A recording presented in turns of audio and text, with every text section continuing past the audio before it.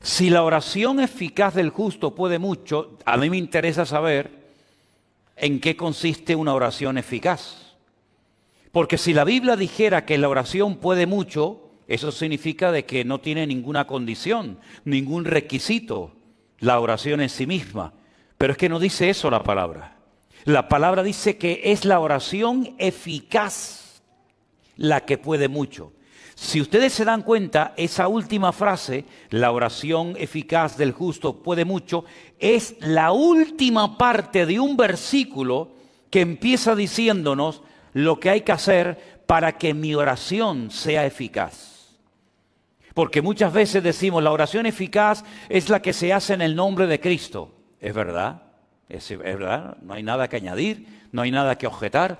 La oración eficaz es la que oramos conforme a la voluntad de Dios, es verdad, pero pocas veces se hace referencia a lo que se dice antes de esa frase para que nuestra oración sea realmente una oración eficaz. Lo primero que dice Santiago en el verso 16 es: confesaos no los pecados se les confiesan a Dios, pero confesaos vuestras ofensas unos a otros.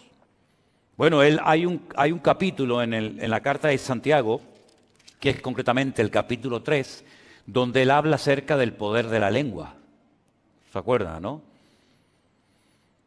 Y él relaciona el hablar mal con atraer ciertas y determinadas enfermedades o cosas negativas en nuestra vida. De hecho, bendecir significa hablar bien. Maldecir significa hablar mal.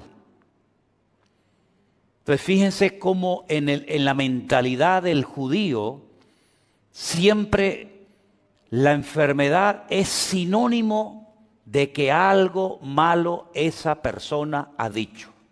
¿De dónde arranca esa costumbre o esa tradición de que el que habla mal, el que se comporta mal, puede llegar a traer una enfermedad? ¿Saben de dónde arranca esto? No de los tiempos de Adán y Eva, no. Esto arranca de un momento en el desierto en el que dos hermanos carnales se juntan y comienzan a hablar mal de otro hermano carnal que tenían. ¿Se acuerdan? ¿Saben de quién estoy hablando, no?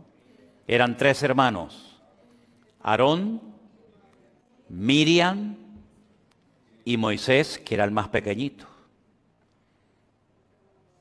Ellos sabían que el Señor estaba con Moisés y que lo había llamado y que lo había escogido y que era el instrumento que el Señor estaba utilizando para llevarlos de la esclavitud a través del desierto, y el objetivo final era la tierra prometida. Pero en el desierto, estos dos hermanos comienzan a hablar mal de su hermano. Y dice la Biblia que Miriam quedó leprosa. Y todo el pueblo se detuvo en el desierto, no podían avanzar porque no iban a dejar abandonada en el desierto a Miriam. Se podía morir de sed, se podía morir de calor. Y no es cuestión de abandonar a una persona porque se ha comportado malamente. Entonces, la Biblia dice que Moisés iba a orar por su hermana, pero tenía que ser expulsada, excluida de la comunión del pueblo durante una semana. Y durante esa semana, el pueblo, dice la Biblia, que no avanzó en dirección a la tierra prometida. Primera lección que vemos aquí: el hablar mal en esa ocasión contrajo la lepra. Por eso los judíos, cuando hablan de las enfermedades, y hay miles de enfermedades, dicen que las personas que tienen problemas de la piel, todas las enfermedades de la piel tienen que ver con la mala forma de hablar.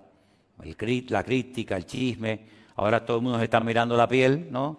A ver si tiene algún granito, algún lunar, y dice: uy, es que ayer dije no sé qué cosa y este lunar cada vez está más grande. Bueno, repito, no siempre las cosas son así. Hay excepciones, ¿verdad? Pero todo arranca de ahí. La Biblia nos enseña que el pueblo estuvo esperando a que el Señor sanara y restaurara la vida de Miriam. Algunos me han preguntado, pero es que los que hablaron mal fueron dos, Aarón y Miriam. ¿Por qué solamente quedó leprosa Miriam y no Aarón? Y tengo que confesarles que no tengo respuesta. No lo sé. Yo creo que lo justo hubiera sido que los dos se quedaran leprosos.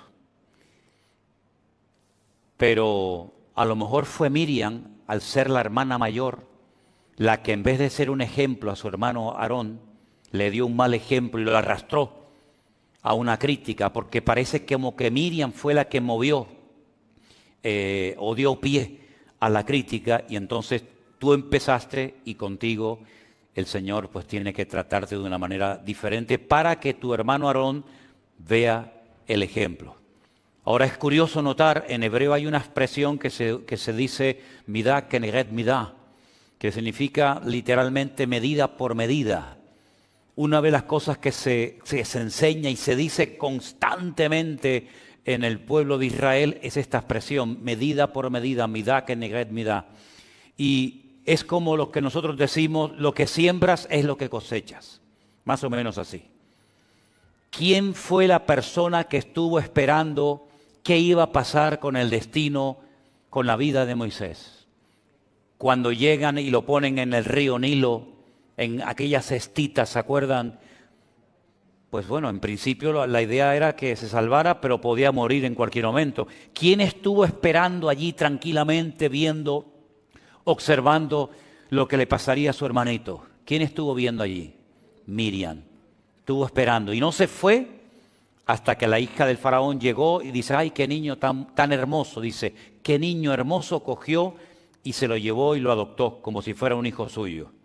Bueno, pues así como ella estuvo esperando por su hermano Moisés, ahora es Moisés el que está esperando por su hermana Miriam, que lo ha criticado, pero que él va a orar por ella, el Señor la va a sanar, va a ser restaurada, unida otra vez al pueblo, y el pueblo va a seguir avanzando hacia su destino final, que era la tierra prometida. Qué hermoso, ¿verdad, hermanos? Ahora, fijaros cómo tan arraigado estaba el tema de la enfermedad con el pecado, que un día los discípulos de Cristo iban caminando por la calle y encontraron a un hombre que era ciego de nacimiento, porque había gente que habían tenido buena vista, pero que habían perdido la vista. Por eso hay algunas personas que no le piden al Señor ver por primera vez, sino recuperar la vista que habían perdido, como por ejemplo el patriarca Isaac. Isaac no siempre fue ciego. Isaac fue ciego cuando ya era viejito, cuando era mayor, pero él vio perfectamente durante mucho tiempo. Pero cuando ven a este hombre ciego de nacimiento, le dicen al Señor, Señor, ¿quién pecó?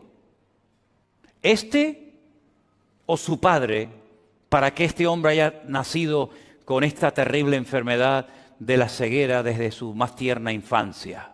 Y el Señor le dice, es que no van por ahí los tiros, queridos.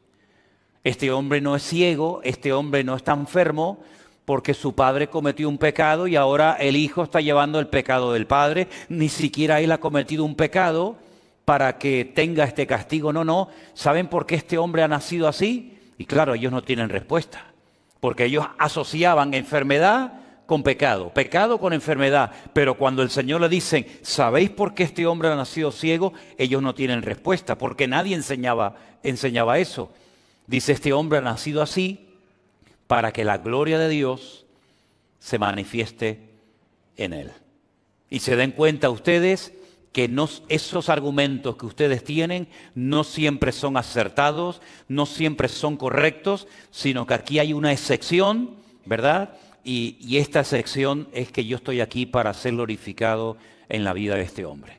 Pero Santiago, como es judío, él dice, para que una oración sea eficaz, lo primero que tiene que haber es que se arreglen las relaciones interpersonales entre los hermanos. Es decir, que se confiesen las ofensas, que se arreglen los hermanos, y entonces una vez que ya se han confesado, que ya se han puesto en orden otra vez, orar el uno por el otro y entonces viene la sanidad. Fíjate qué curioso cómo a veces en nuestra vida, sin darnos cuenta, la cultura, la educación que hemos recibido, el trasfondo religioso del que venimos, el país del que venimos, etcétera, etcétera, cómo en un momento determinado en nuestra forma de orar, en nuestra forma de predicar, en nuestra forma de vivir la vida, puede en un momento determinado ejercer una influencia tan grande que Santiago dice, sí, la oración eficaz del justo puede mucho, pero un momento, primero hay que pedir perdón, luego hay que orar, tenemos que llevarnos bien entre nosotros y luego la oración es eficaz, pero antes no. Bueno, yo creo, sinceramente, con todo mi corazón, que la oración, por supuesto, es el antídoto y la respuesta divina, la respuesta celestial para muchos males de la vida, pero creo que también, y pocas veces, o yo personalmente nunca he escuchado a nadie que diga que la oración es una escuela. La oración es una escuela y quiero explicarme. ¿Por qué oramos nosotros? ¿Por qué oramos? Porque cuando generalmente oramos por algo, es porque ese algo, por nosotros mismos, no lo podemos conseguir, ¿sí o no? Si yo, por ejemplo, tuviera que pintar la pared de la iglesia y yo puedo por mí mismo pintar la pared de la iglesia, pues yo vengo, cojo el rodillo y pinto. Si yo puedo salir a la calle y hacer cualquier cosa por mí mismo, instintivamente lo vamos a hacer. Pero la oración me enseña a depender de Dios. Porque hay cosas, como cristiano, por mucho conocimiento bíblico que usted pueda tener, por muchos años que lleve en la iglesia, por mucho tiempo que lleves en el ministerio predicando la palabra, hay un momento en el que tú dices, yo me siento incapaz, totalmente impotente de solucionar este problema. Por ejemplo, hace poco prediqué de Jairo. ¿Se acuerdan de Jairo, el principal de la sinagoga de Jericó? Ese hombre sabía la Biblia de memoria. Era un rabino, era una persona con influencia, una persona que daba consejos a casadas, a solteros, a viudos, a matrimonios. Pero hay un momento en el que él tiene un problema familiar que su religión, su conocimiento, su experiencia en la vida no le ayudan. ¿Y a quién tiene que ir? A buscar ayuda al maestro. Si él pudiera en ese momento haber solucionado el problema con la niña que estaba enferma, que después sabemos que murió, nunca hubiera recurrido al Señor. Pero la enfermedad de su hija, posteriormente la muerte de su hija, lo impulsa a buscar al Señor. Y ahí hay una lección muy importante. Nosotros dependemos en la vida para todo de nuestro Señor Jesucristo. El único que no necesita de nada ni de nadie es nuestro Dios. Pero nosotros muchas veces a lo largo de nuestra vida vamos a tener que orar, no solamente para dar gracias, sino para pedir misericordia, para pedir sanidad, para pedir sabiduría y tantas cosas que no vamos a poder obtener por nosotros mismos. Esa es la primera lección de la escuela, del taller de la oración, la dependencia que tenemos del Señor. Segunda lección, ¿por qué oramos? Porque sabemos que Dios nos oye, ¿sí o no? Si nosotros supiéramos que Dios no nos va a oír, seguramente no oraríamos, ¿sí o no? ¿Sí o no? Pero dice la Biblia, esta es la confianza que tenemos en Él, que si pedimos alguna cosa conforme a su voluntad, sabemos que Él nos oye. Y si sabemos que Él nos oye, tenemos las peticiones que le hayamos hecho. Segunda lección, nuestro Dios nos oye porque no es un Dios sordo.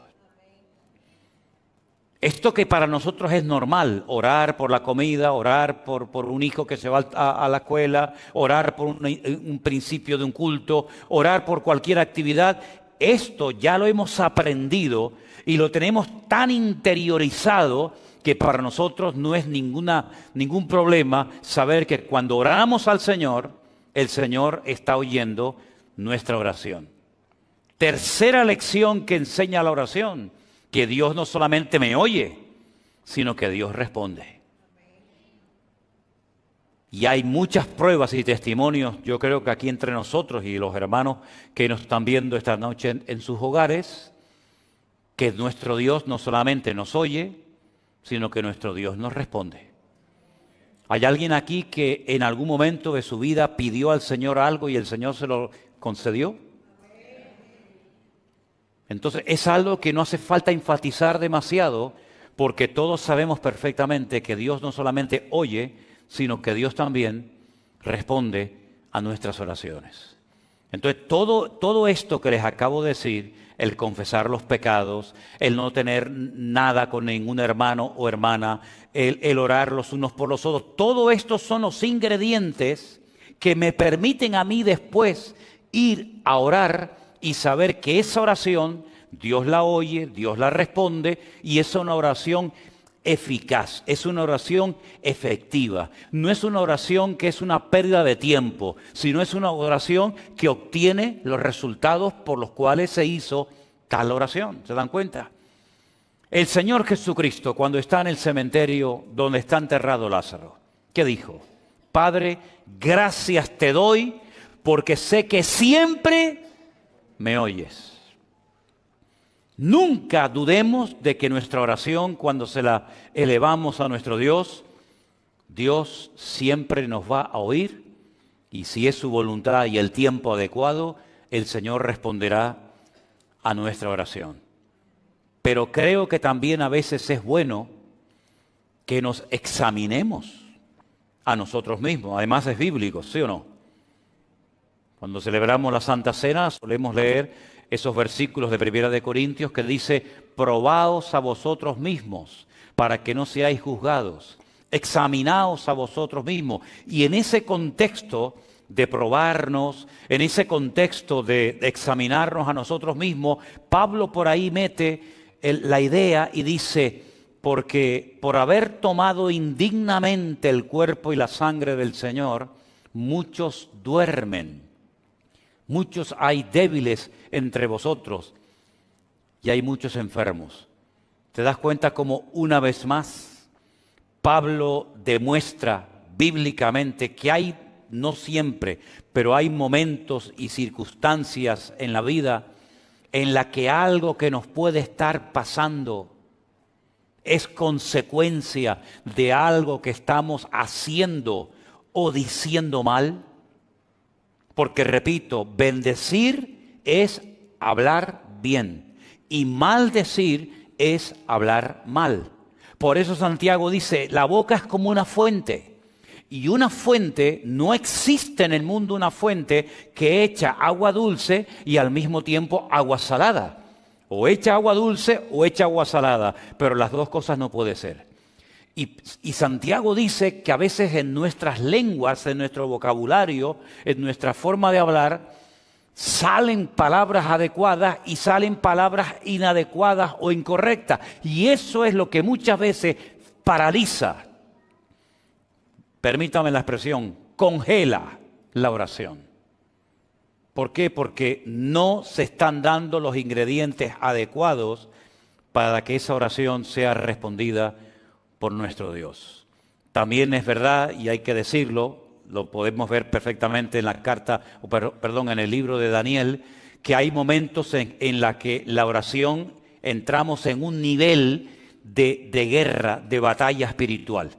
Daniel oraba y ayunaba durante 21 días, no recibía ningún tipo de respuesta hasta que un ángel le viene y le dice, es que he estado peleando contra el príncipe de Persia. Tu oración fue oída desde el primer día que te dispusiste a orar, tu oración subió a la presencia de Dios. Pero una cosa es que suba la oración y otra cosa es que baje la respuesta. Son dos cosas diferentes.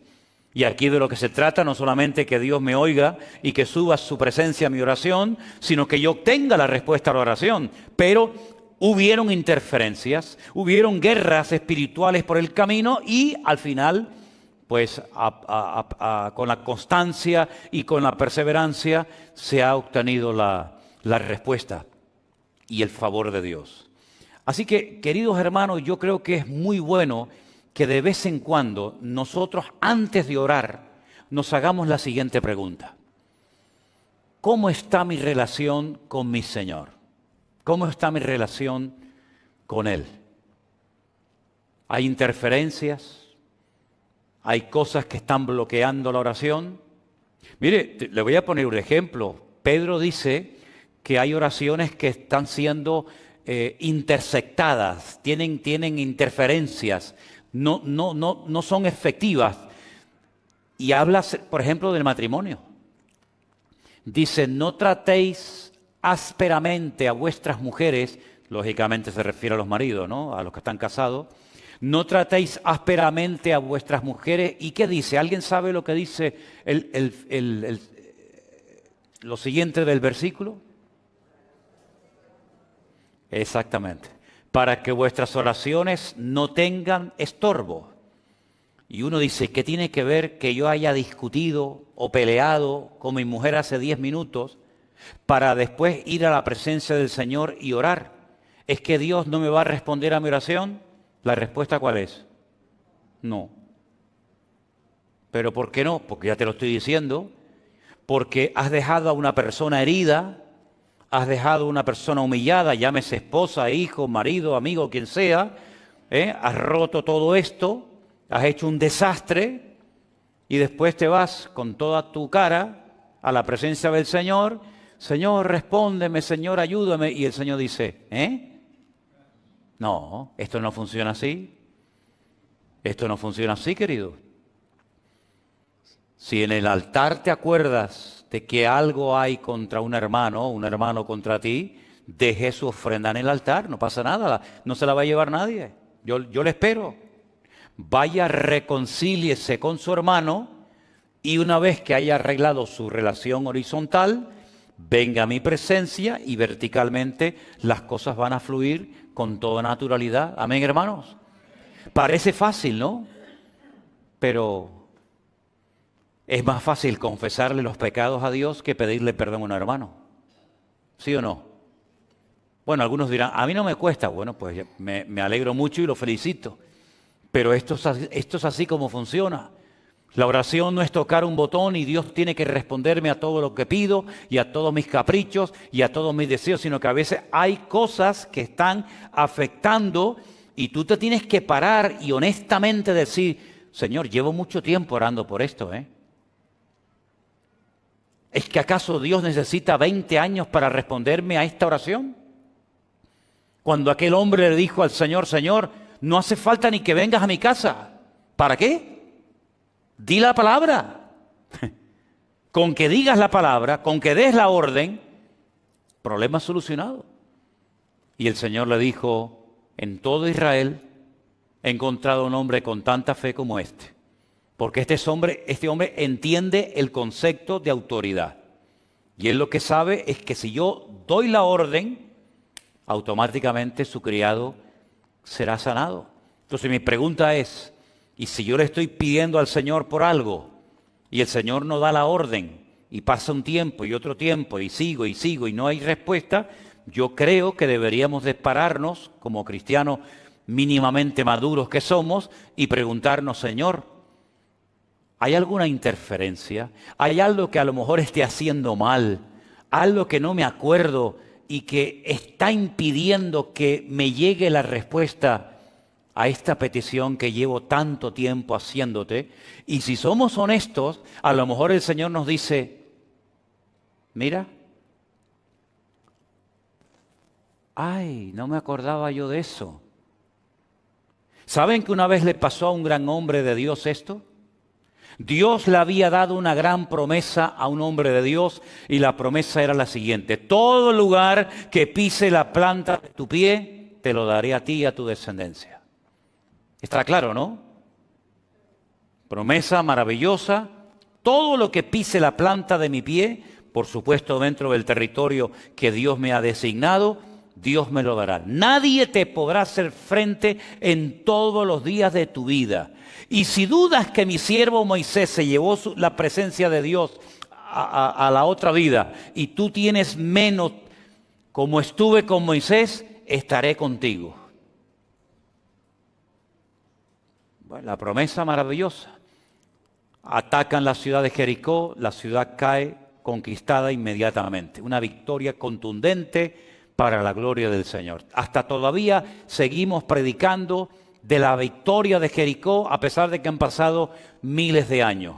Pocos días después se van a un pequeño pueblecito llamado Hai, son derrotados, son humillados, hombres perdieron la vida, niños llorando porque su papá murió, mujeres viudas, un desastre.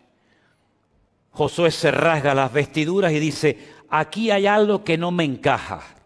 Tú me dijiste que ibas a estar conmigo todos los días como estuviste con Moisés. Yo no me inventé eso, eso es una promesa que tú me diste a mí. Tú me dijiste a mí que tú me vas a ayudar y que todo lugar que pise la planta de mi pie va a ser nuestro. Pues aquí algo ha fallado. Aquí no se ha cumplido la palabra. Un día me ayudas y otro día veo derrota. Un día estoy en la gloria y otro día bajo los infiernos. Algo ha pasado aquí. Él no sabía lo que había pasado. De hecho, no era él el que había cometido el pecado, sino alguien de su pueblo había cometido un pecado, un tal Acán, ¿se acuerdan? Y el Señor le dice: es que esto tiene solución. Todo tiene solución, todo. Dile al pueblo que mañana por la mañana se levanten y empiecen a pasar uno detrás de otro en fila india delante de ti. Y yo te voy a decir lo que pasa. Tú ahora mismo no te enteras, estás preocupado, estás nervioso, a lo mejor hasta un poco enfadado, pero yo te voy a dar una lección mañana por la mañana. Espera, tranquilo. Todo el pueblo comienza a desfilar, tribu por tribu, familia por familia, hasta que el Señor le dice: alto, para esa familia, sepáralos. Separó a toda una familia, los demás se pueden marchar. Quédese esta familia, padre, madre, hijo, sobrino. De esta familia hay uno que el otro día hizo, cuando fue a Jericó, algo que yo había prohibido que se hiciera. Y ha traído esta maldición al pueblo. Y les dijo: ese es. Una vez que esta persona fue quitada del pueblo, ahora vaya mañana a pelear contra Jai o contra quien quieran y van a ver la bendición de Dios. Estas cosas solamente ocurrían en el Antiguo Testamento, en aquellos tiempos de Josué, de Moisés, de David. ¿O pueden ocurrir hoy en día? Por supuesto que sí. ¿Cuántas veces, queridos hermanos, nos hemos visto a lo mejor afectados? Porque hay personas que, como somos un cuerpo, porque la Biblia dice que la iglesia es el cuerpo de Cristo. Oiga, si yo tengo un problema en la pierna, pues lo tiene todo el cuerpo. Y si yo tengo un problema en la vista, lo tiene todo el cuerpo. No es que el miembro va por su cuenta. No, es que nos afecta a todos, tanto lo bueno como lo malo. Y el Señor le dio una lección tremenda a Moisés cuando le dijo: saca a tu hermana del pueblo hasta que sea restaurada, hasta que yo la vuelva a sanar. Quiten a Acán del camino, del pueblo. Y cuando ustedes hagan su parte, cuando ustedes cumplan con todos los requisitos, la oración eficaz del justo podrá mucho. Pero no es la oración así en plan genérico la que funciona, sino aquella que antes de armarla, antes de pronunciarla y presentarla delante del Señor, es como un paquete, ¿no? Es como si yo voy a traerte algo y quiero que vaya lo mejor presentado posible. Yo no puedo llevar todo a pedazos. Me llevo mal con este, no hablo con la otra. Hice este mal testimonio, cometí este pecado, pero bueno, igualmente yo le llevo este destrozo al Señor, se lo llevo y le digo, y el Señor dice: no me traigas así no puedes venir a mi presencia. Como aquel hombre que dice que estaba un día en la boda, mal vestido, y le dicen: ese hombre que hace ahí mal vestido, Hoy tiene que venir vestido de una forma diferente y viene de una forma indecorosa. Saquen a ese hombre de aquí, porque no viene para la ocasión preparado. Exactamente es igual. Oye, que nos vamos a presentar no a un Señor normal y corriente, nos vamos a presentar ante un Dios santo que demanda orden y obediencia por nuestra parte. Y cuando yo vengo delante de Dios, una cosa es que yo venga con mi vida destrozada, ¿verdad?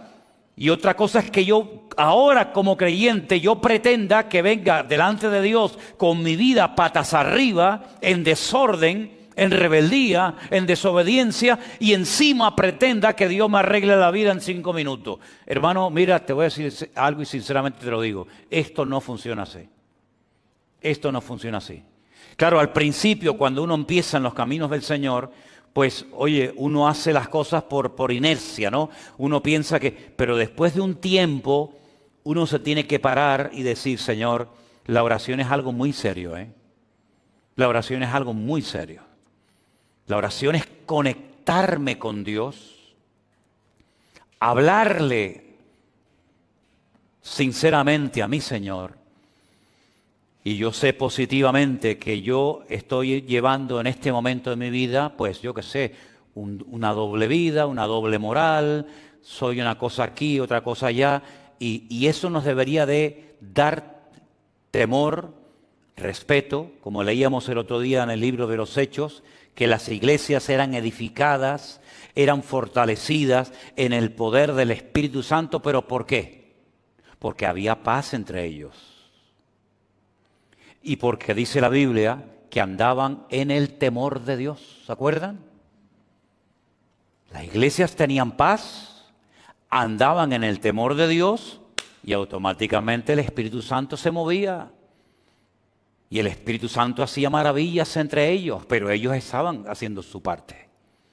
Cuando las cosas no se hacían correctamente, automáticamente la bendición se detenía, la bendición se paraba, no porque Dios no quisiera bendecir, sino porque no se daban las condiciones para que el Señor obrara sorprendentemente para ese pueblo. Voy a ponerles un ejemplo más. La Biblia dice que Jesús fue un día a Nazaret, el pueblo donde se había criado.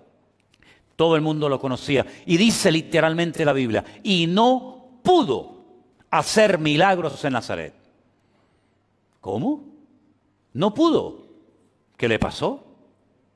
¿Qué le pasó al Señor ese día?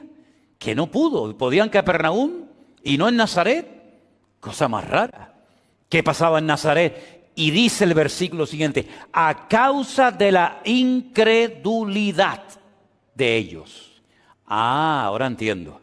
Es decir, que si no hay fe, si hay desconfianza, si hay incredulidad, ¿Dios no puede operar? No es que Dios no pueda operar, es que Dios ha puesto unas condiciones encima de la mesa, hermanos. Y las condiciones que Dios pone son para nuestro beneficio.